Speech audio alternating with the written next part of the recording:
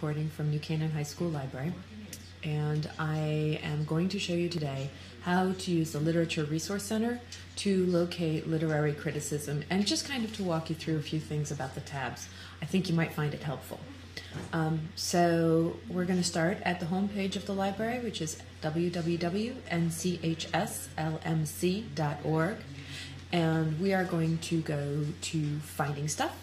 Click on that, and we're going to hover over databases, the alphabetical list, and we can either right-click on our mouse and open that link in a new tab, or you can just tap the scroll button, which will also open it in a new tab. And here is our new tab. We are at Databases, the alphabetical list, and if we scroll down this page, we will come to the Literature Resource Center, which is in green. I'm going to again right-click and open that link in a new tab so that we have multiple tabs open. We are going up to the top of the screen to find our tab. When you first load the database page, you'll be prompted for a username and password. You should know what that is. It's not your username and password. It is the library username and password.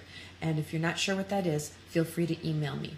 We are now at the login page of the Literature Resource Center, and we are going to type in the password. And you may proceed. If you're not sure what the password is, be sure to check back at the database page. We have a key on the database page that will help you find the authentication information for all of our databases. All right, now we're now at the Literature Resource Center. Now you can do just a basic search for, let's say, Octavio Paz. Not sure why I'm in caps lock. And one of the things that comes up is on the left-hand column, you'll see that you have a number of choices to choose from for subjects. We're going to choose the subject, Octavio Paz. And one of the reasons we're going to do that is if you look at the first tab, it says we have 177 resources on literary criticism for the initial search that we did, a basic search for keyword Octavio Paz. But actually, we'd prefer the subject. And look what happens to that number when we change it. We've gone from 177 to 83 resources. Our default search will open to the Literature Criticism tab, which is great. We have 83 pieces of literary criticism that involve Octavio Paz. So obviously these are pieces of writing that are critical or evaluative of Paz's work. But that's not where the Literature Resource Center stops. It also offers a Biographies tab. The next tab is a little bit complex, and I do want to spend a little bit of time working on it because you might ask yourself, what's the difference between the literary criticism and the topic and work overviews? Because this is a high school, our students don't have a lot of experience working in literature criticism, and the difference between literature criticism and a topic or work overview is huge. For one thing, the literature criticism is evaluative. For another thing, the literature criticism is written by a person with some literary merit, presumably. Work topic or work overview will be more encyclopedic and objective than literature criticism, which will be much more in-depth and thorough and really sort of pull apart the minutiae of each work that is being looked at.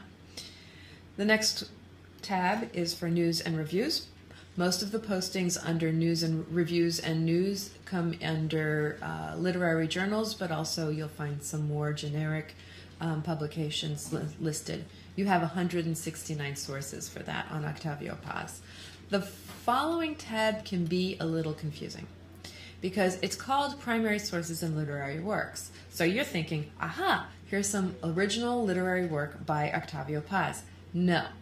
Unfortunately, this resource is really for learning about an author, but not necessarily examining their work.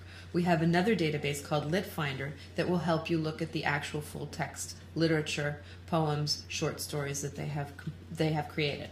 But in this instance, though we have 8 entries on this tab, none of them, if you look through, are actually by Octavio Paz. They make some reference to him.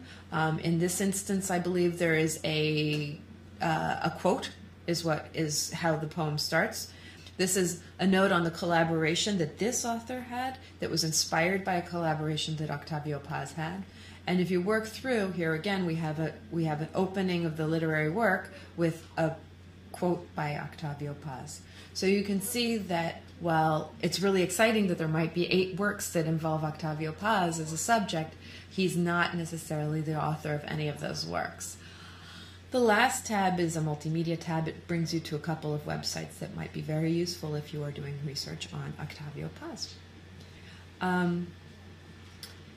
That concludes this tutorial, and I hope it was helpful. And if you have any questions, please refer to www.nchslmc.org and click on Contact Us to send us an email. Thanks for listening.